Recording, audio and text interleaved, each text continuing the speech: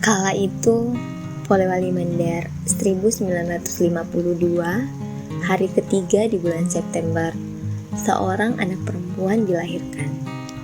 Perempuan hebat dalam hidupku, seseorang yang nyaris sempurna bernama Mama. Ia merupakan anak pertama dari 2 bersaudara, kakek dan nenek yang menghadap Tuhan lebih dulu ketika aku masih duduk di bangku TK. Om yang merupakan adik satu-satunya pun menyusul kakek dan nenek 5 tahun yang lalu. Aku terkadang melihat Mama mengusap air mata seusai menunaikan ibadah sholat maghrib. Pada bulan-bulan pertama semenjak kematian Om, ia tak mampu menahan bulir air mata yang kian deras. Aku memang tak bisa memahami sebesar apa kesedihan itu. Namun, aku meyakini bahwa lukanya menganga tanpa ada perban yang mampu membalutnya dengan utuh. Mama bercerita banyak padaku tentang bagaimana kasih sayang kakek dan nenek padanya, hingga berapa banyak lelaki yang berusaha menarik perhatiannya, termasuk bapak tentu saja. Lalu akhirnya memilih menghabiskan hidup dengan bapak, seseorang yang mulanya asing di luar sana, dengan segudang janji akan impian indah di masa depan dan jaminan kebahagiaan. Atas dasar kepercayaan dan saling mengasihi, pernikahan pun terwujud. Kehadiran 8 buah hati menjadi bukti cinta.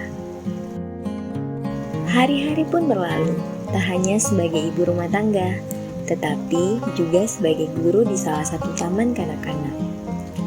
Selain itu, ia punya keahlian dalam menjahit. Di masa muda, ia menerima beberapa jahitan dalam konsep yang rumit.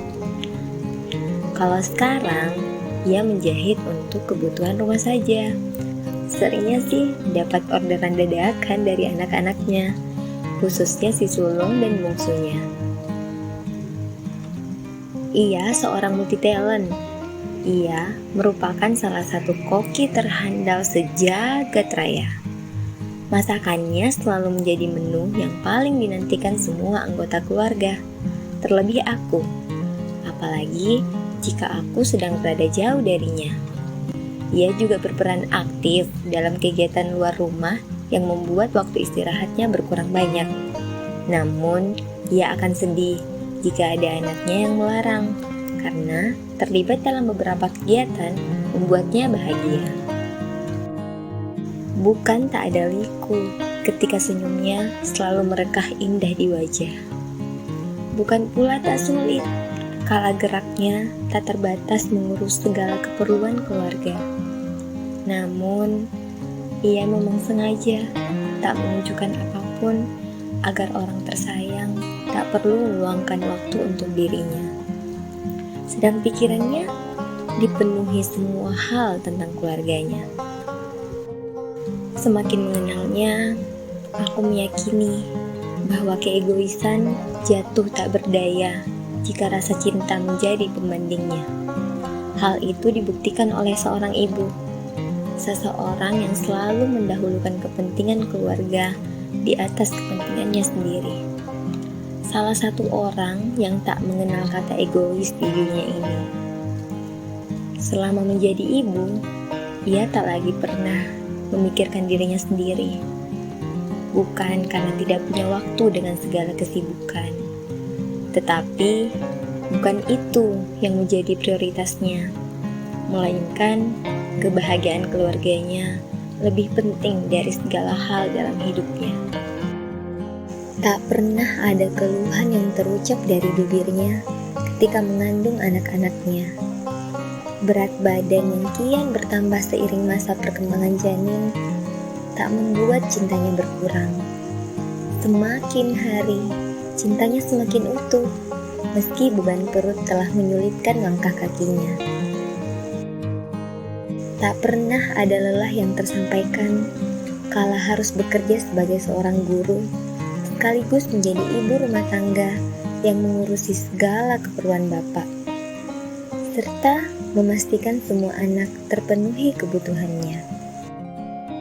Mama yang selalu bisa meyakinkan kita bahwa kondisi rumah akan baik-baik saja, tanpa ada yang tahu sekacau apa hati dan pikirannya. Ia mampu mengubah kekacauan dapur menjadi restoran mewah yang menyajikan makanan paling enak, serta menjamin rumah selalu nampak bersih dan rapi dengan penuh kehangatan cintanya.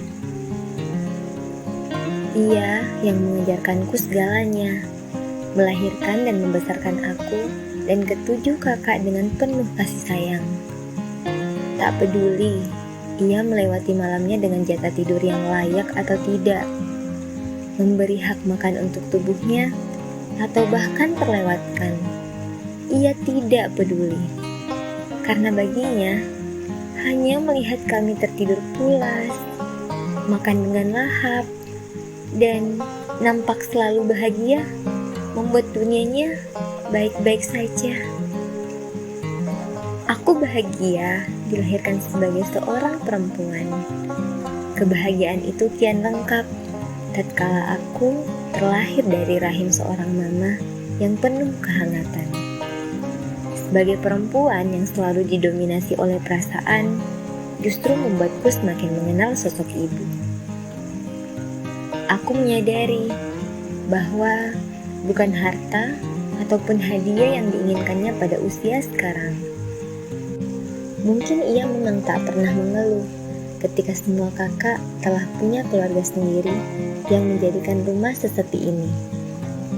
Karena merawat dan membesarkan anak hingga bertemu dengan jodohnya masing-masing pun merupakan berkah bagi mama. Ini bukan konsekuensi memiliki anak, tetapi justru seorang anaklah yang harusnya menelpon tanpa diminta, berkabar tanpa ditanya, dan berkunjung tanpa diundang. Karena seorang ibu yang telah mengorbankan masa mudanya demi merawat kita tanpa kurang satu apapun dan membesarkan kita hingga dewasa, maka sudah seharusnya sebagai anak kita pun menemani hari-hari di masa tuanya, meski dengan segudang kesibukan dan keluarga yang baru. Teruntuk perempuan paling tangguh sedunia, maafkan anakmu yang masih merepotkan hingga detik ini dan terkadang lalai membuatmu bahagia. Aku tahu jutaan terima kasih, harta berlimpah, dan tabungan dengan nominal uang tak terbatas dari anakmu pun tak akan pernah cukup membalas semua kebaikan itu. Tak terhitung seberapa banyak rasa kecewa yang engkau terima, namun kasih tulusmu tak pernah habis untuk keluargamu. Teruntuk mama tercinta, terima kasih telah menjadi ibu yang terhebat. Terima kasih atas segala waktu, kasih sayang tulus, dan doa yang tak henti-hentinya terucap dalam batinmu untuk kebaikan dan kebahagiaan anak-anakmu. Terima kasih karena selalu berusaha memenuhi segala kebutuhan keluarga. Terima kasih atas senyuman yang selalu memberi kekuatan untuk bertahan dalam keadaan apapun, serta membuat hidup ini jauh lebih bermakna karenamu. I love you, Mama. Selamat Hari Ibu.